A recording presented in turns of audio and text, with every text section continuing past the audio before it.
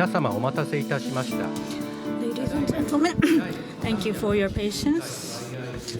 We would now like to start the 382nd lecture meeting of the Yomiuri International Economic Society. The speaker for today is the 70th Secretary of State of the United States, Secretary Michael Pompeo. And actually, he graduated first in his class at the U.S. Military Academy at West Point, the same as General Douglas MacArthur, after which time he joined the Army. After graduating with honors from Harvard Law School, he was elected to 4 terms in Congress. Then, as you all know, he was appointed the Director of the Central Intelligence Agency in January 2017 and Secretary of State in April 2018 by former President Trump. The theme for today is how to build a lasting peace in East Asia. There will be a speech by Mr. Pompeo for about 20 minutes, then a talk session with Mr. Shigeru Kitamura, Chairman of the YIES, as top experts on intelligence from the US and Japan. In the time remaining, we would like to have a question and answer session. Kakuchi Funatsuki, Senior Research Fellow of the Yomiuri Research Institute, will be acting as your MC. Care to proceed to the podium, please.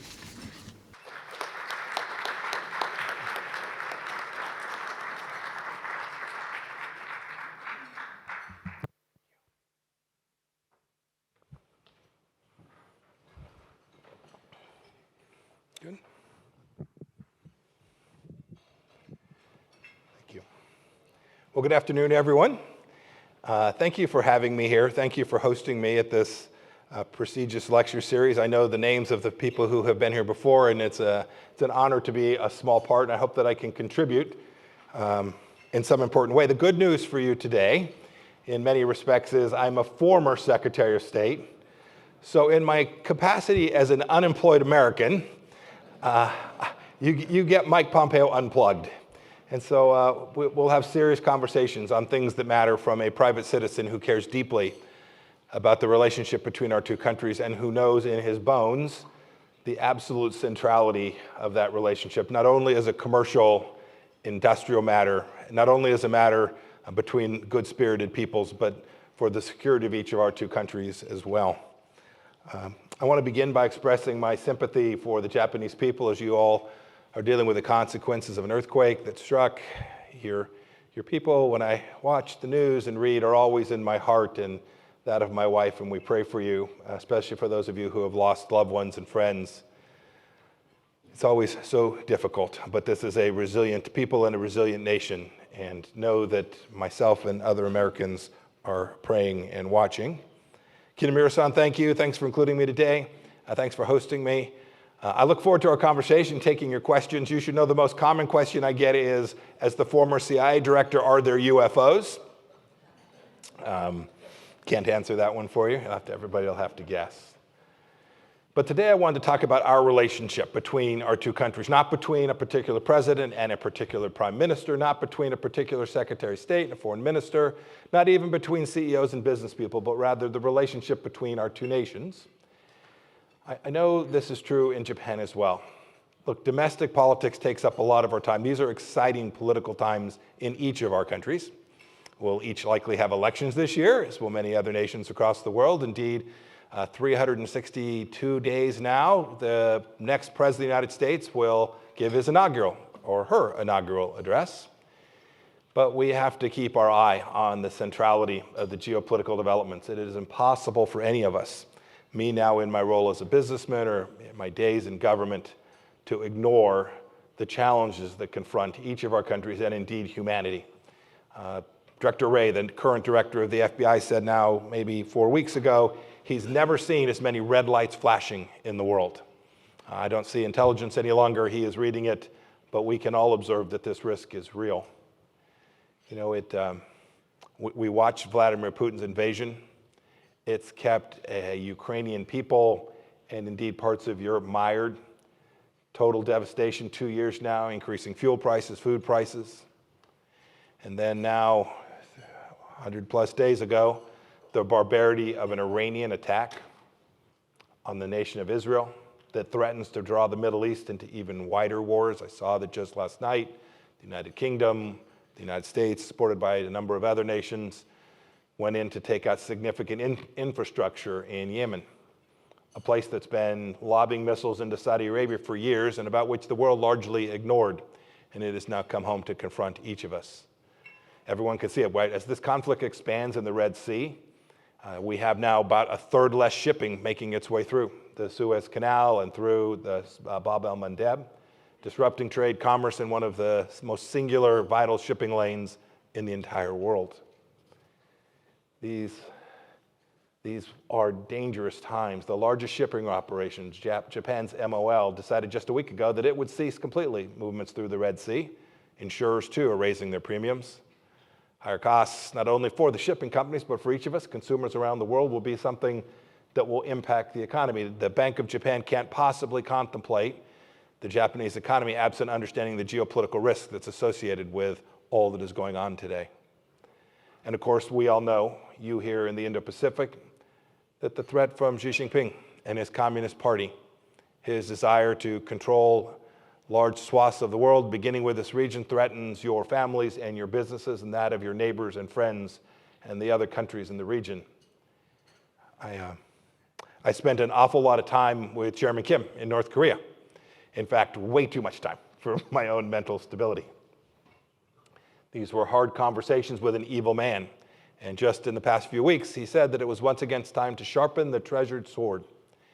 No longer will peaceful reunification with South Korea be part of the North Korean agenda. So it won't surprise any of you, he is likely to continue recklessly launching missiles that put South Korea and Japan in great peril.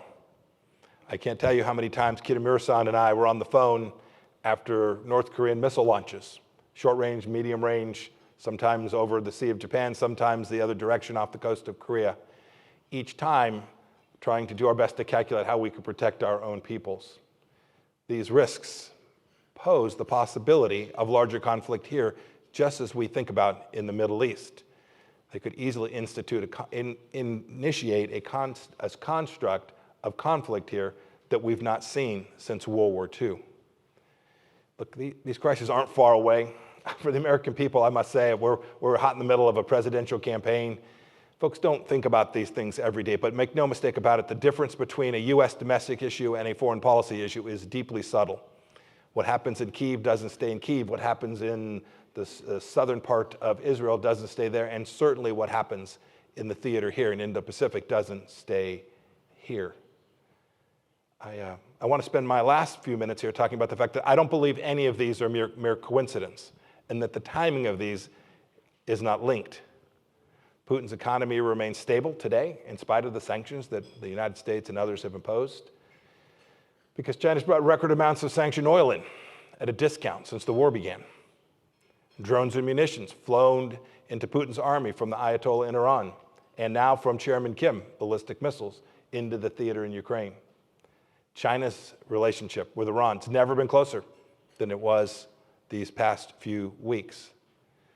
The daily churn of this news, this bad news, is a common thread tying them together, is that when the world ignores it, we were speaking this a bit earlier, when the world ignores it, when the world suggests somehow that I'll just do my own thing, whether that's the United States or Japan, our adversaries will take advantage of it. We've seen the capacity to deter accelerate at an alarming rate in just a few short years, frankly due, at least in part, to a set of policies that failed to convince our adversaries that we were serious about protecting the things that mattered to those of us who believe in human dignity and basic law and order and how nations should interact. We can't, and I know Kitamura-san and I will spend time talking about this, we cannot let this spread to East Asia. Xi Jinping's watching what's happening in Ukraine, make no mistake about it. He watched what Iran is doing in the Middle East. And the conclusions which he draws, and the Politburo Standing Committee around him, the conclusions that they draw, will have a great impact on how he prosecutes his effort for regional hegemony. Whether he decides to move on Taiwan, or decides to blockade islands, or decides to use enormous political and economic campaigns and propaganda, make no mistake about it, his intentions are real, and he will only stop or pause if he believes that we are together, working alongside of each other, with a shared set of interests and values and are prepared to deter him. I'm sure you all saw the recent announcement that they plan to now keep islands around the Senkaku for a long time. This is different. This is different in kind. It's dangerous. It's an escalation of their aggression. It puts Japan's civilian ships at even greater risk now more than ever. And the whole world should consider what that means when Xi Jinping feels like he can do that with impunity. To build a lasting peace in Asia, I am confident that it will require determination, resolve, and most of all, things that we have, things that we know. I had this incredible privilege to serve as America's Secretary of State for exactly 1,000 days. We had enormous successes, and I can't tell you how many times we also didn't get it done. We didn't do the things that needed to be done. I've watched in these last 3 years important changes in the region, many of which are good. The leadership here in Japan and South Korea now finding a common set of interests, being able to work past historical differences, was incredibly important for America, for the people that I love and live with. Thank you to the leaders of each of those two countries for taking on what is a historically difficult problem and confronting it in a way that is serious and important for the entire world.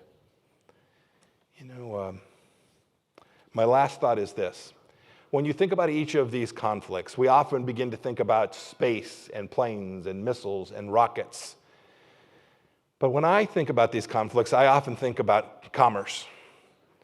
President Trump, former President Trump would often say to me, when I would brief him as CIA director, I would identify a particular problem in Afghanistan or in Europe or conflict between the Armenians and the Azerbaijanis, wherever that might be, and he would say, "My Mike, who's got the money?" And that was a little bit of a shorthand for what we all know to be deeply true. The Chinese Communist Party's primary tool to conduct its campaign, to change the way you live and the way your children live, is economic. And we've allowed this, we, the good people who believe in trade, the good people who believe that property rights should be enforced, the good people who believe in treating our employees decently, the good people who believe that wealth can be created and distributed in a way that benefits humankind. Well, we were just asleep at the switch. And it was easy to look away. It was easy not to understand that Xi Jinping was stealing our intellectual property, bringing it home to China, and then dumping that product back on the world, and that this was just a modest problem, one that we could deal with some time from now. Your partner in America gets it today. Your partner in America understands that this threat is real and upon us, and it doesn't sit somewhere far off. It's inside our research institutions in America. It's inside our laboratories in America. It's on the cell phones of our children in America.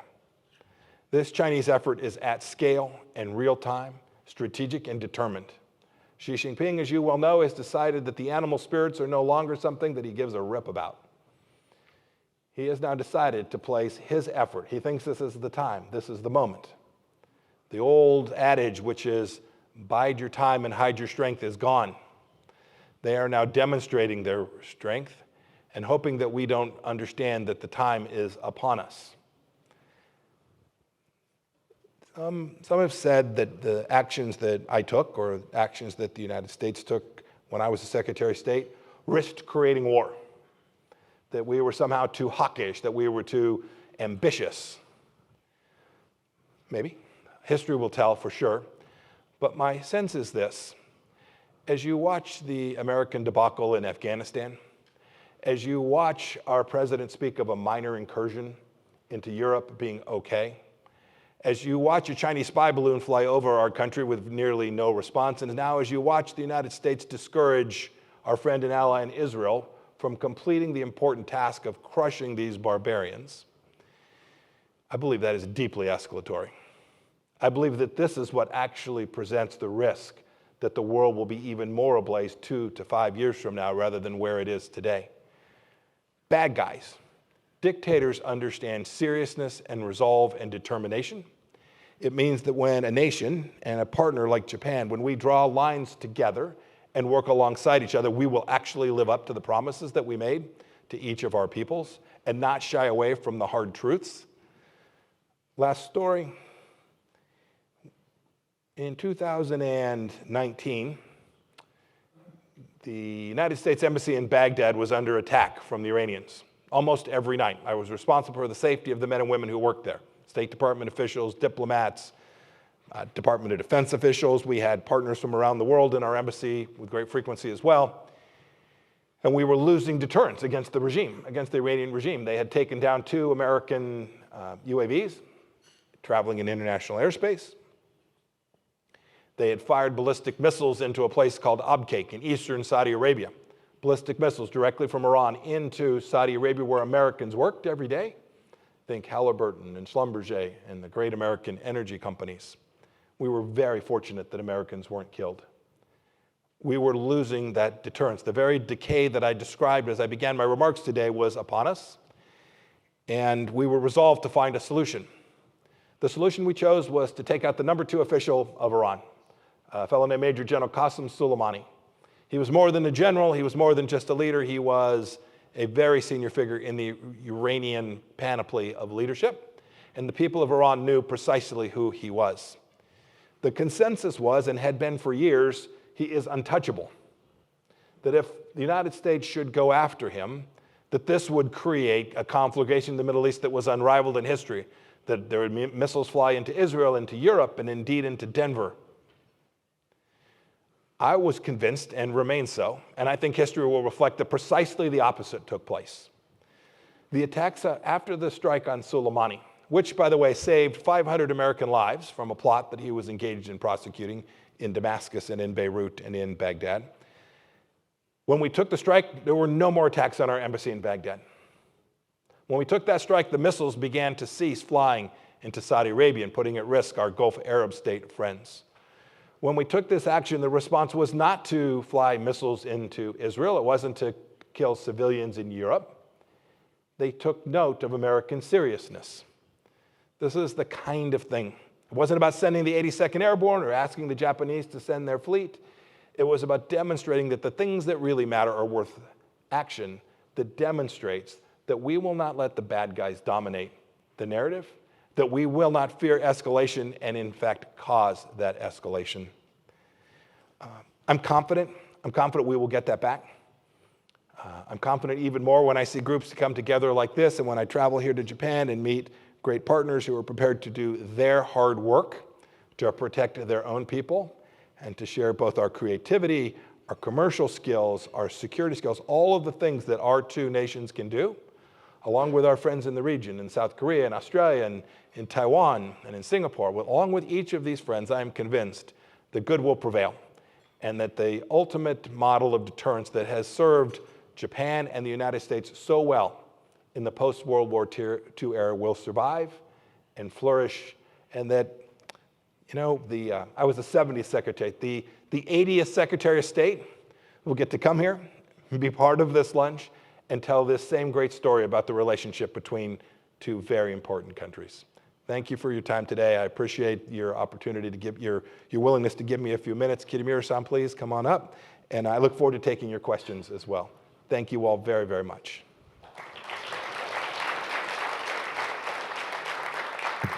ポンペオ様、ありがとうございました。 Thank you very much, Secretary Pompeo. And we'd now like to start the talk session. And we'd like to ask Mr. Kitamura to take the podium seat, please.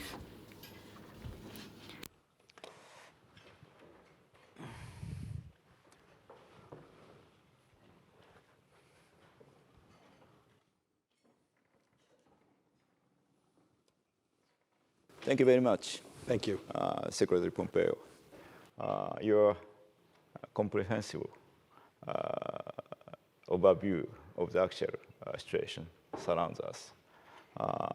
It will give a very strong impact to the audience. Today I have a lot of questions from the audience because your speech timing is so timely. Therefore, everybody knows why do you choose this timing of your speech in YIES? Because it's cold in Washington. Well, please. Okay. And you talked about almost the issue of the security issue surrounds us, and the Middle East also. But today's audience eager to know the political dynamics of the United States. Primary has started, and in Ohio, the former President Trump get the dominant situation. And today, we are waiting for the New Hampshire. In considering actual situation, is it sure GOP nominee will be the former President Donald Trump? Yeah, we've reached a point. So the campaign in America, the primary campaign's been going on for 6 months or 8 months, maybe even 3 years, depending on how you count it. Some were smart enough not to get in the race. But yes, it is almost now a certainty that my former boss, the former president, will be the nominee for the Republican Party. It's very politically complicated for a host of reasons. He's under significant criminal threat, right? He's got multiple court cases that are taking place, and that will play out across the course of this next set of months between now and November, creating a situation that is very different than one that the United States has experienced before. Similarly, the Democrats will finish with their primary here before too long. The likely candidate for them is the current president. It's not impossible to imagine that he will choose not to run, but it appears he certainly seems committed to that. And you will have essentially, for the first time in a long time, 2 incumbent presidents running against each other in a presidential race. For practical purposes, one should think about President Trump as an incumbent, as he has prosecuted both his primary and how he will prosecute the general election as well. Yeah, it's very exciting. That's a good word, exciting. What do you think about Donald Trump? Is the likelihood of winning actual president? Our elections are always uncertain. Things that we believe in January, by March we no longer believe, and by June we're back at it again. So it's not worth making a prediction. It's if you read the polling, our current president has got lots of political problems, domestically not particularly popular. We have 2 wars. This is what I spoke about, right? When we left in January of 21, we didn't have these global challenges that were as apparent as they are today. And while we have not had any of these nations ask for our young men and women yet, we know that there's always, as these escalate, we know there's always that risk. And so that I think that hangs over how the American people evaluate the performance of President Biden during his time in office. So I have no more predictions other than what you all will know and see. I had the chance to work with President Trump for 4 years. I watched as we, while we got things wrong, Kitamura-san, we knew who our friends were. How many hours did you and I spend on the phone together? Yeah, that's right. The same for my European friends, my European partners, partners throughout Southeast Asia. We knew who our friends were. We did our level best to put America first, always. That annoyed people from time to time. We would talk about the world that way, but I was counting on, and Prime Minister Abe always reminded him he was putting Japan first, properly so. And when we do that, when we do the simple tasks of making sure we're getting it right for our country, good things happen. And so we'll see how the presidential election goes. I'm rooting for the Republican Party, President Trump, to be successful. I think that will give the American people and the world the best opportunity to go back to a more peaceful place and a more prosperous world. In case of the re-election of the President Trump, you will support him? Of course. Of course. Yes. In any form. I don't know about that, but yes. Given the choice between those 2, my preference would be the Republican. It just as in your political environment here, when a prime minister is selected or a president, it's not only that individual, it's all the people that come be part of the team that begin to shape how a nation places itself in the world, not only on the world stage, but how you think about your own tax environment. We watch, we were talking a little bit earlier, we watch a whole generation learning that actually it turns out interest rates aren't zero forever. Right? Money actually has a cost associated with it. And for an awfully long time, the whole world lived in this fantasy of free money. That is going to fundamentally change how economies are shaped and how businesses can grow and take risk. And I think a team that President Trump would bring will present this in a way that gives us the best chance of being successful along with our partner nations. In 2016, on the occasion of the presidential election, Russia interfered in the process of the democratic election system. What do you think about that? Are you worried about the future such kind of case by our adversaries? Oh, yes. No, you can be sure. Just as the Chinese sought to interfere in the Taiwanese election, you can be sure that the Russians and the Chinese and the Iranians will effort to interfere in our election too. By the way, a long history. The Russians have been messing around with American elections since at least the early 1980s. So, good on you. Keep trying. My fear, Kitamura-san, isn't actually, it's not that they're going to flip zeros and ones and change the outcome at ballots and the like. That's a responsibility for states to get right. I'm convinced we can protect against that. My real concern is greater than just the day of election or the month that precedes the election. My real concern for the interference that these companies are engaged in is the fact that they are all around us. I talk about them being inside the gates in the United States of America. Chinese propaganda dominates the lives of many of our children. It's what they see on not just TikTok, but throughout social media. The Chinese efforts in our schools is legendary, and I closed what I believe is the largest spying operation ever inside the United States. It was being conducted not by the Russians, they make great spy movies, but it was the Chinese operating out of the US consulate in Houston, Texas, the Chinese consulate in Houston, Texas. They're running a spy ring, stealing all of our stuff. I'm sure they were stealing information from Japanese companies located in Texas as well. And the United States allowed that to go on. We've literally forgotten that we have this responsibility to protect not only as a cyber matter, not only as a security matter for IT systems, but to protect the information space from what the Chinese Communist Party is seeking to do. The central thesis, right, that they want to propagate is that they win, we lose. That their system, this centralized command economy, this Marxist ideology is superior to a democratic model like we have in Japan or in the United States or in Europe. That's the core proposition. It's how Xi Jinping actually intends to win this war, Kitamura-san. It is not by building bigger ships. It's not by building faster hypersonic missiles. Those are tools. The capacity to influence and shape the political outcomes in the world is an information effort. It is a commercial effort. And so if you ask me what I'm worried about, it is not their effort to try and figure out one candidate they prefer and try to foist that candidate on the American people. I think we'll figure our way through that. It is that over time, we will have let our guard down with too much ease, and they have now changed the way our next generation thinks about our country. We worked very closely during the tenure of the Trump 1, and we talked about the possibility of the Trump 2. Every audience is like to know the change or some difference between the Trump 1 and Trump 2, especially foreign policy taken by the United States. Yeah, it's hard to know. It's hard to know. I think the core of the policy, that is the ideas that animated how President Trump thought about America's place in the world, I don't think that's likely to change. Right, you saw it. The trade deficits that we ran with China just were unacceptable to him, and he did his best to figure out how to fix it.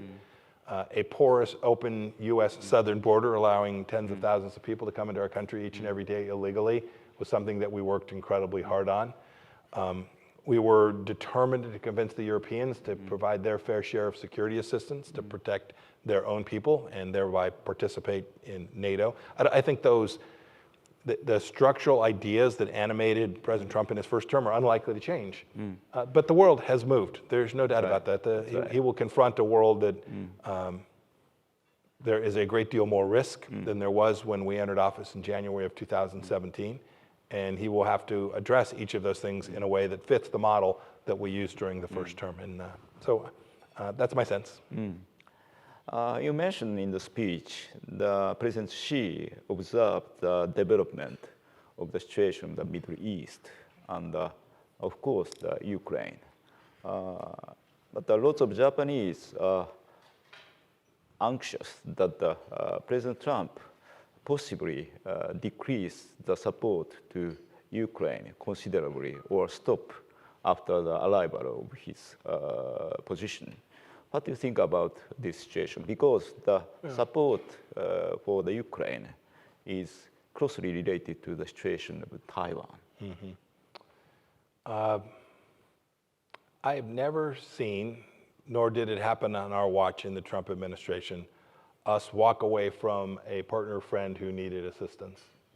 We were always there. It was sometimes a struggle. It was sometimes we really wanted that partner to do more and share more of the load. I can't imagine that changing in a second Trump administration. In the same way, if President Biden is to be reelected, I would be very surprised if that changed as well. Look, there are many. You have this here in Japan too. We have many political views. We have the LDP has many political views. The Republican Party has many different political views inside of our party. The consensus has always been around the United States understanding its role in the world, the responsibility that we have, and in most cases getting it mostly right. You talked about the Qasem Soleimani, the strongest pillar of the Iranian apparatus in the Middle East. During your tenure, the disruption was so successful. But after the October 7th, the crescent of the Shia has been activated again. What do you think about actual military tactics taken by Israel? And what do you think about the strategy taken by the actual administration to Israel, especially Middle East? Yeah, you know, it's interesting. I get asked from time to time, do you think there's a risk that Iran and the United States will go to war? I would argue we're there. I mean, if you watch the actions of the last month, we all pretend there's this thing called Hamas, all right? We all pretend there's this thing called Hezbollah warriors. We pretend there are Shia militias in Iraq. We pretend there are Houthis in Yemen. We pretend that Bashar Assad is controlling Syria. The truth of the matter is this is from one place in Tehran. I would add this, we forget, it's been a long time. Most of the soldiers who serve in junior positions in the United States military today were not born when 9/11 occurred in the United States. It's remarkable if you think about how quickly time passes. Today, the very force that took 3,000 lives in America is not headquartered in Tora Bora. It is not headquartered in Africa, it's headquartered in Tehran. The senior al-Qaeda leadership sits in the very same place. Sunni al-Qaeda leadership sits in the same place that the Shia terrorists plot to disrupt the world. And so I think the next administration has to get back to the core theory that we had. The Soleimani strike was a deterrent model. By the way, not only did it stop what the Ayatollah was doing, but Chairman Kim took note that we were able to hit a moving vehicle at Baghdad International Airport within 4 inches of its intended target, killing only those we sought to take out. He watched, like, wow, that's interesting. They can pull that off. Didn't leak. They did it.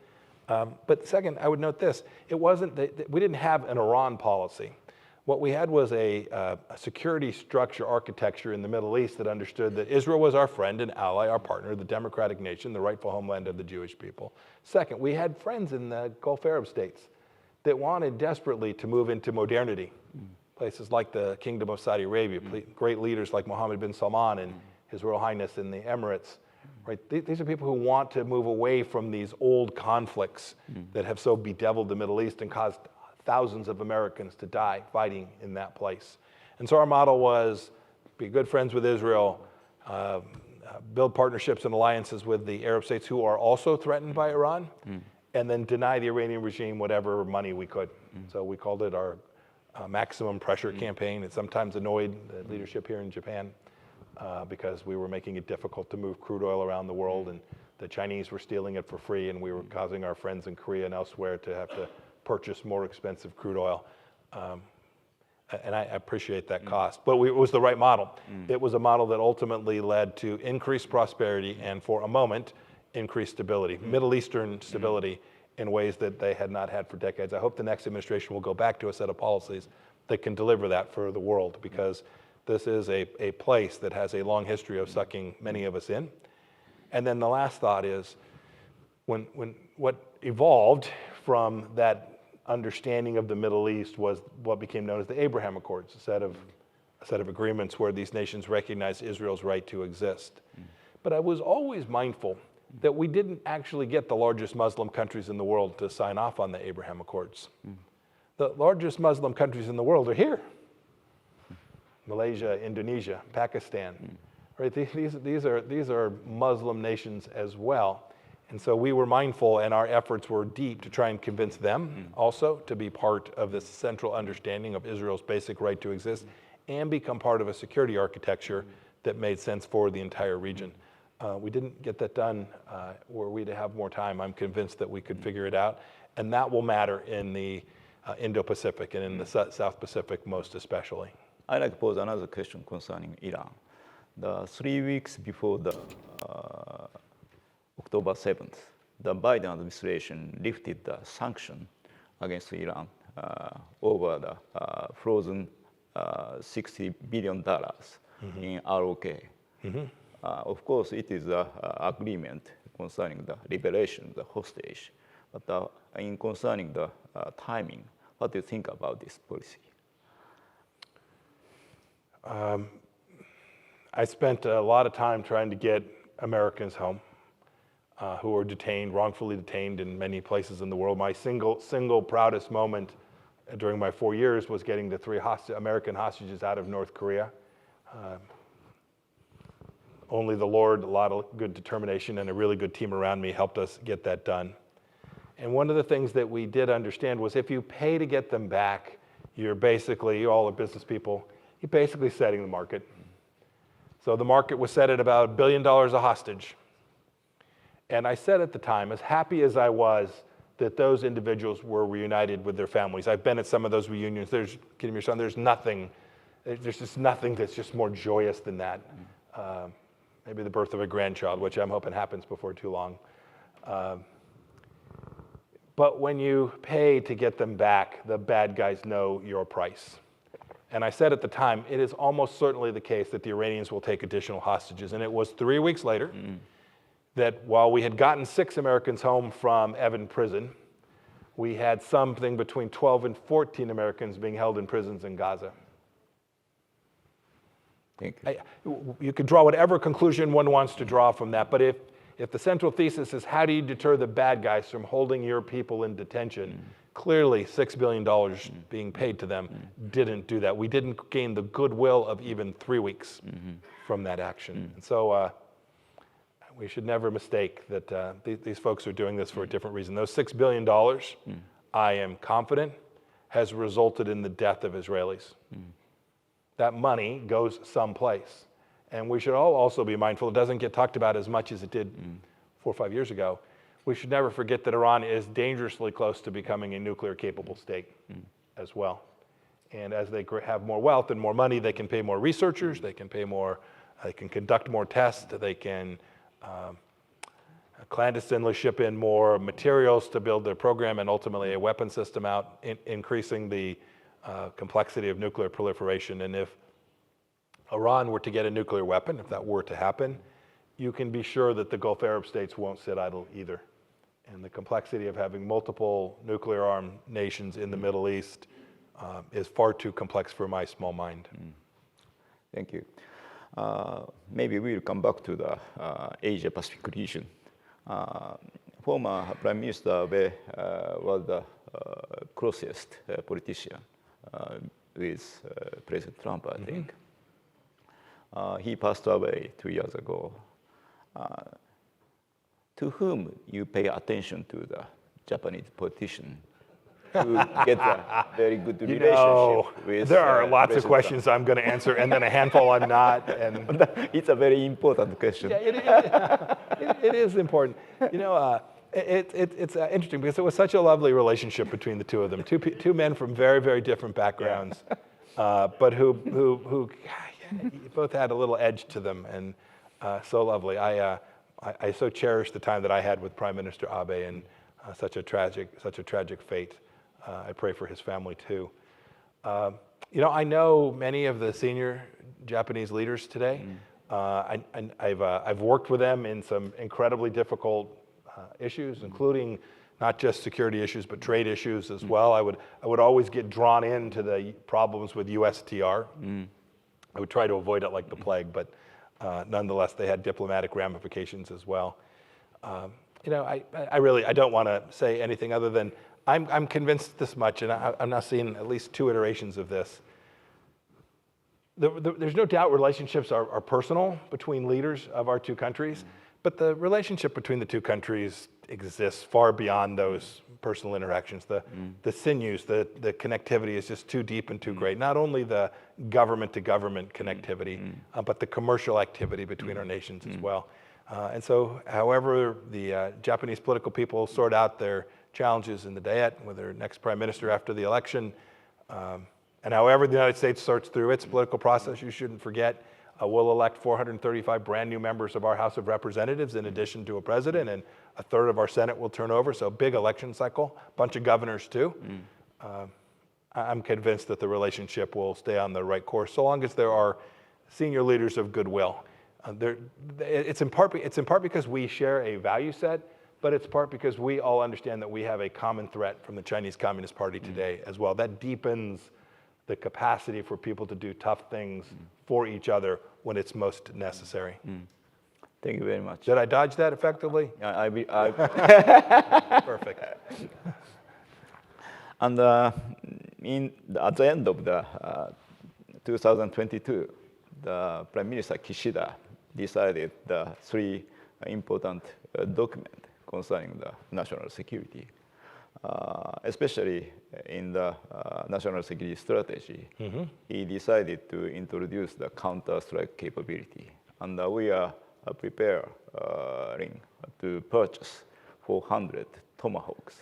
What do you think about this historical shift of the policy, security policy by Japanese government?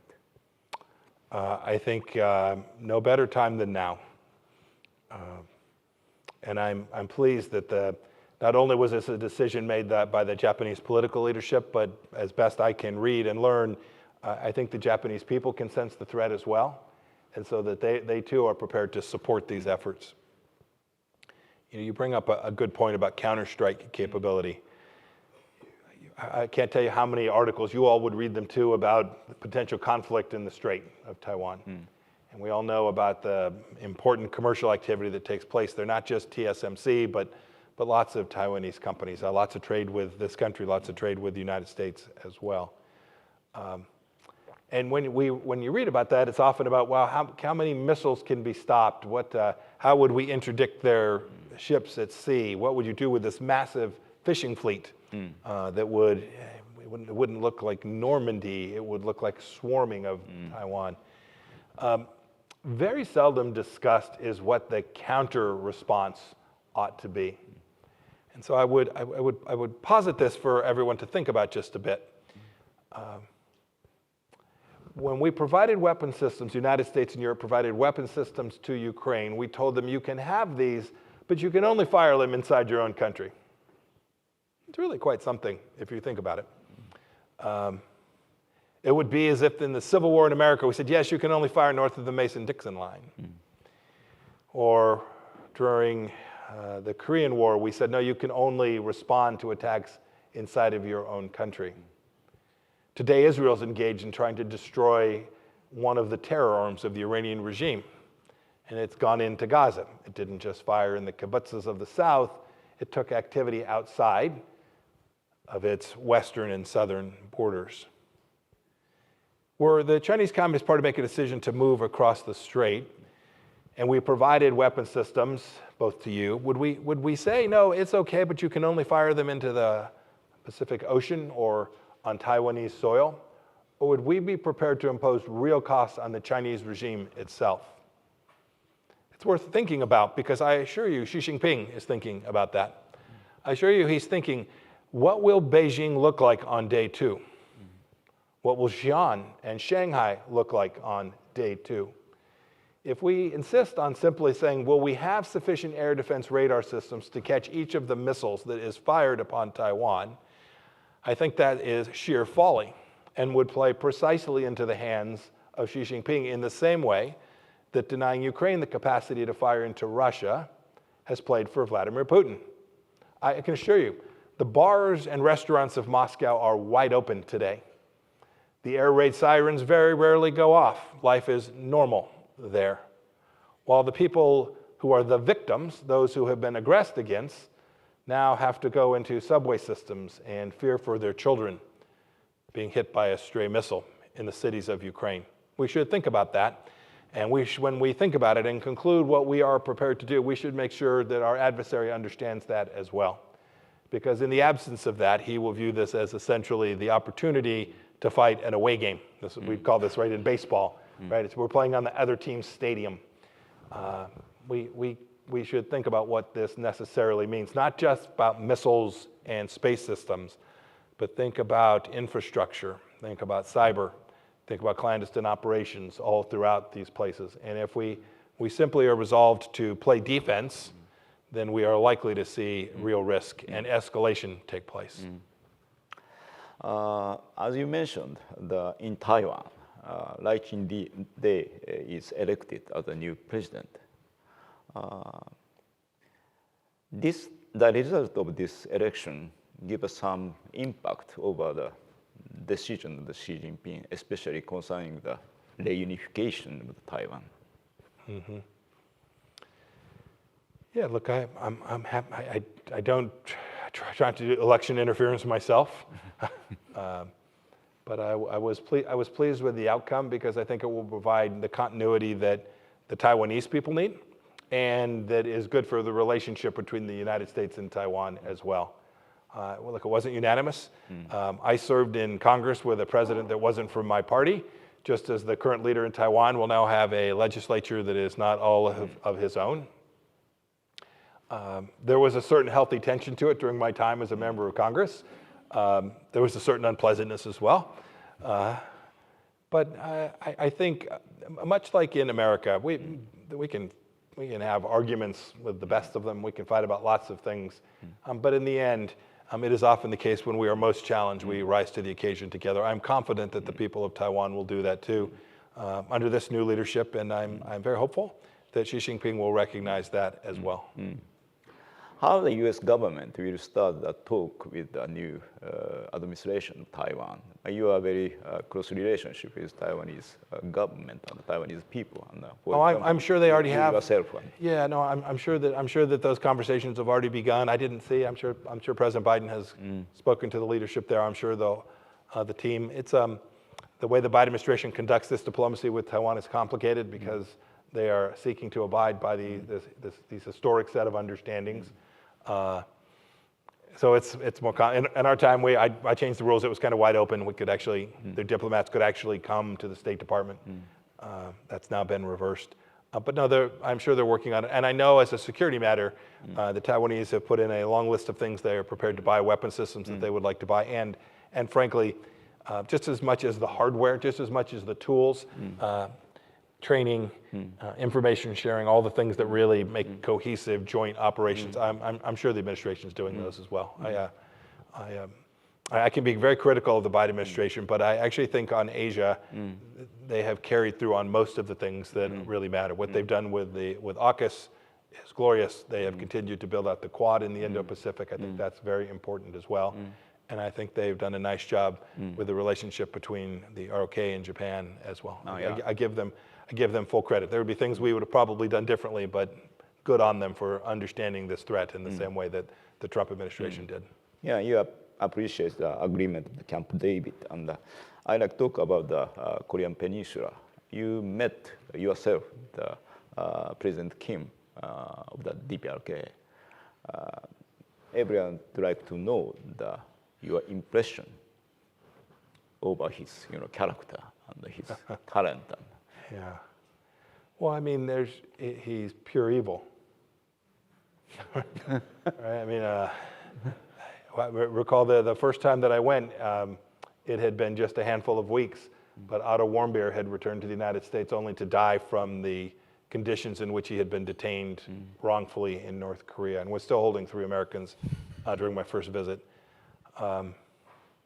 27, 28 million people in North Korea. He doesn't give a rip about any of them or their well-being. It is about power and maintenance of power. He is largely subservient to Xi Jinping, but I will say, just as a personal matter, he was very well informed. So I was the CI director on my first visit, and I had spent countless hours preparing for the meeting. He was every bit my match in terms of understanding what it was that his system could do, what it couldn't do. I tried to surprise him a few times with things that I thought we knew that he wouldn't know that we knew. He was very capable of articulating the North Korean vision for how things could move forward. He was also, in those first meetings, anxious to get a chance to get onto the global stage. He knew that there was the possibility he could attend a summit with President Trump, something he had never thought he might pull off. Yeah, anyway, maybe that's it. I always think of, when I think of leaders around the world, whatever system exists inside of their own country, right, however one came to power in our countries by convincing people that they're the right person, or convincing a parliament to make them the candidate for the party, or through direct elections, or whether it's in a monarchy, or if you got to the top of the power by just killing enough people. I always remind myself that that person rose to the top of their system. And that system, some of them are terrible, but they figured it out. And so I was always loath. Sometimes my predecessors underestimated some of their counterparts. I never did that. I always had a deep respect for at least the fact that they were in charge of that institution inside of their own country, and that my task was to make sure that I represented the things that mattered to America and to our friends and allies in ways that responded to that effectively. And Chairman Kim was no different. There will be a successor to Chairman Kim one day. I hope it's the president of South Korea. Right? I hope we do get peaceful reunification one day on terms that make sense for the good people of the Korean Peninsula. But until that time, we need to be mindful that there is a serious threat that emanates from the China, North Korea, Iran, Russian axis. Time is passing very rapidly, and I'd like to pose the last question from me. Actually, our government is preparing for the new security clearance law. Maybe it will accelerate the bilateral cooperation on the domain of the research and development and the joint development for the technology. On what domain do you think that we must, advance our cooperation? Yeah, I'm excited about this new statute, the new authority that your government will have.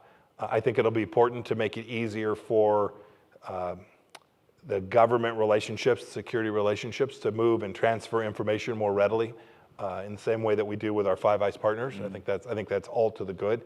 I'm also deeply mindful that much of what happens in the security space doesn't happen at the Pentagon or at the CIA headquarters or at our NSA, but rather in the commercial world. Our commercial partners were central to providing all of the capabilities that America can deploy today. That's true here as well. And we need the technology, creativity, innovation that comes from this country to be part of that. And I think this law will help facilitate not only government-to-government interaction and exchange, but businesses will be able to do that as well. And that will redound to the benefit of the United States and to Japan and to the relationship between our two countries. Thank you very much. During this dialogue, we can deepen the contents of your speech itself. And maybe I'd like to pose some, from the audience, I get some questions. Hello, Shimada. It's a great honor for me to be able to ask you a question. Japanese people, including myself, are very much concerned about what's going to happen in the November election. And if Mr. Biden becomes the president, the policy that Japan has been following are more or less the same. But if Mr. Trump will become the president, we're not sure what kind of thing is going to happen. When it comes to economic affairs, not much difference, because the Trump one and Biden policies of economic affairs, lots of continuity, so not change. But when it comes to diplomacy and foreign relations policies could be great change. From what Mr. Trump has been saying, for him, what is important is, as you pointed out, money matters.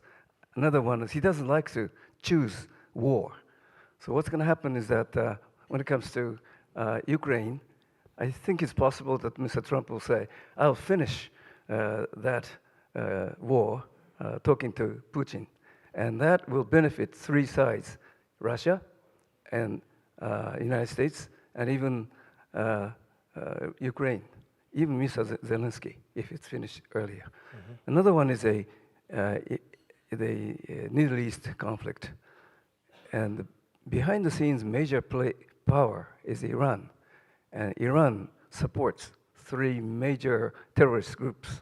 And I think Mr. Trump helps Israel by the way of strengthening the sanctions of all kinds to weaken Iran, so that Iran cannot support the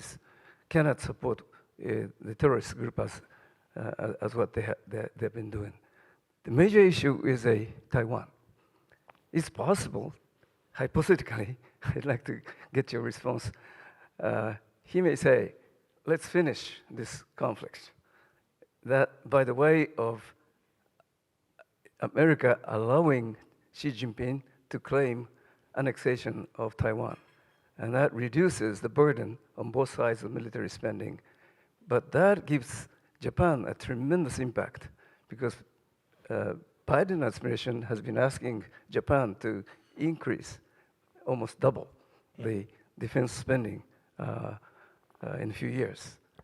And Japanese government has been working very, very hard for that direction. And if Mr. Trump takes the office, would you think that he says, I don't care about that? If that's the case, I think Japanese government will face a tremendous shock. I'm just curious to know what you think about the attitude of Mr. Trump too, toward the allies, because he kept saying that allies are not important. Yeah. See, I think you watch CNN too much. No, I mean, serious. I've watched CNN when I come over here. It boggles my mind. When I was a Secretary of State traveling, I'd flip on CNN, and I was hard to figure out what hallucinogen they were taking.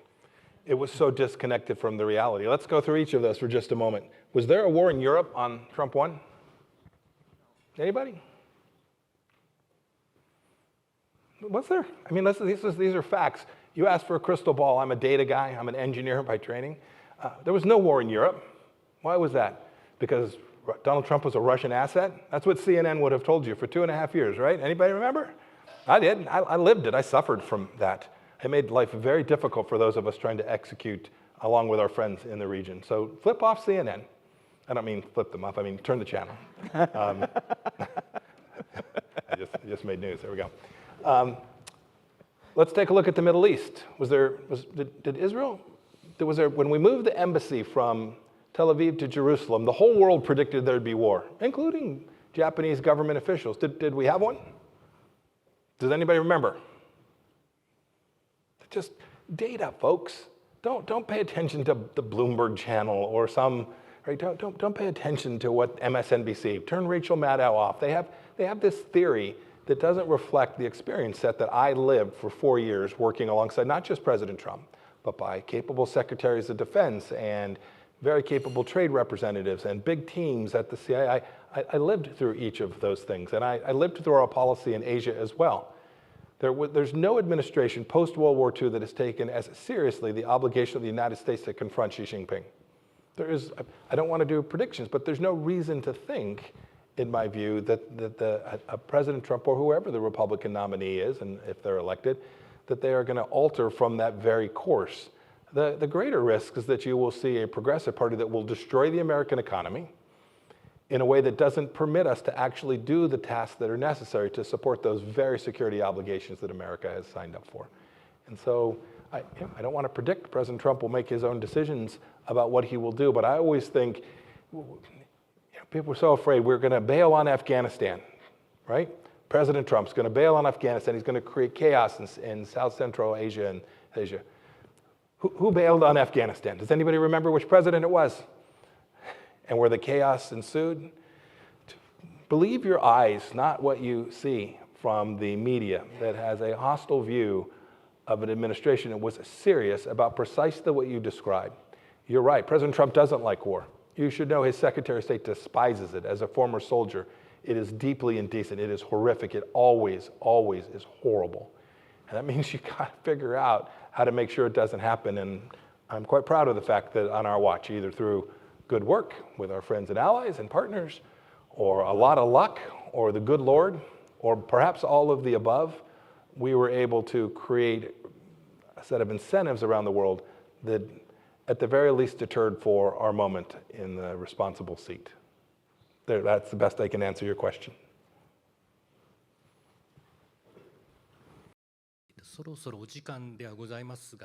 It is about time, so is that all right for questions? If so, we would like to conclude the seminar today. Thank you so very much to Secretary Pompeo and Mr. Kitamura. Thank you very much.